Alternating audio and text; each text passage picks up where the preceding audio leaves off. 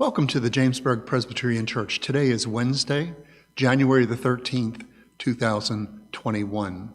So good to know that so many people are watching this video and both on Facebook and on YouTube. So I'm going to start off today with a question, and the question is, how many of you are perfect?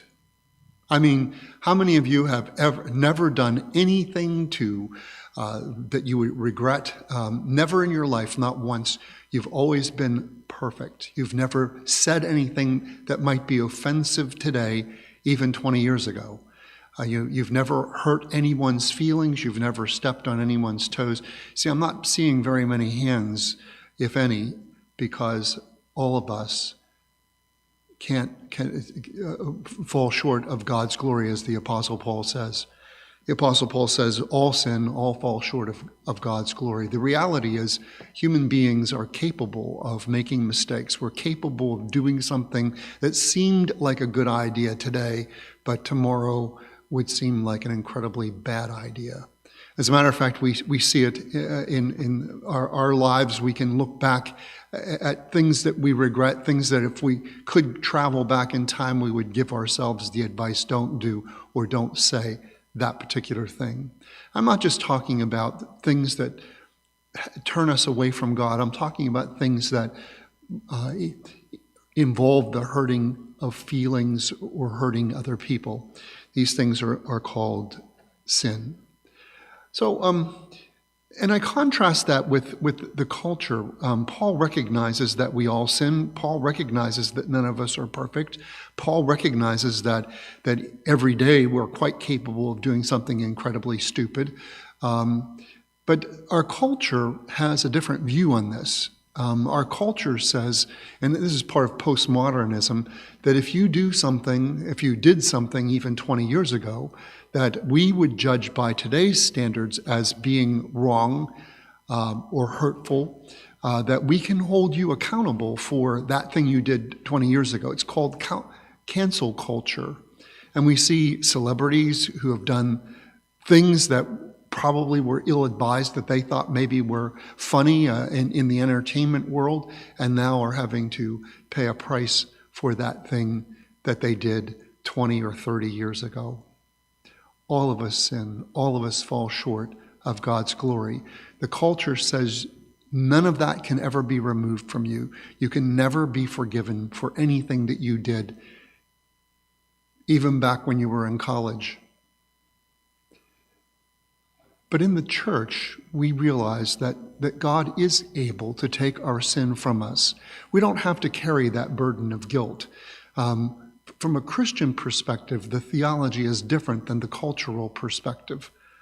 So I want to demonstrate this using a bag that has an inside and an outside. Sometimes the outside is the outside and the inside is the inside, and sometimes the inside's the outside and the outside's the inside, but most of the time it works like this. The outside's the outside and the inside's the inside. I have handkerchiefs. They're colorful. I did not assign particular offenses to the handkerchiefs, just the fact that all of us have something in our lives, and I'm going to put it in the bag to demonstrate how that thing is in our lives. Something that we wish we could redo. Something maybe we said that was ill-advised or foolish at the time. Something that maybe we did intentionally to hurt somebody because they hurt us first. All of these things, all of these colored handkerchiefs go into the bag, and they're there. And according to the culture, they're there forever. According to the culture, you can never get rid of these things ever, because they're always there. Always. And I can show you, holding on to them, you can see that they're there. That's the cultural perspective.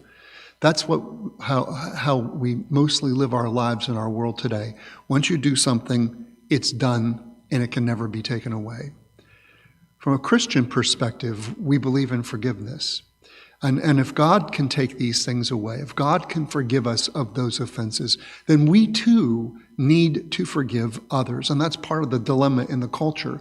Because in the culture, you can't be forgiven, and therefore I don't have to forgive anybody. But within the body of Christ, we know that God takes these away from us as far as the east is from the west and remembers them no more. And if God does that, then we need to do that too. Paul says we live in the world, but we don't have to be of the world. We don't have to accept the cultural values. We can do our lives differently, and indeed, Christians should be different. And I think the contrast between what a Christian's value is and what a worldly value is becoming more distinct. God takes those sins as far as the east is from the west and remembers them no more. And just as God does that, so should we. Be in the world, but don't be of the world. Thank you for watching today. We will be live streaming our service on Sunday, and once again next week we will be taking up another chapter of the book of Esther, chapter 1. So stay tuned in, stay well, stay safe, and see you soon.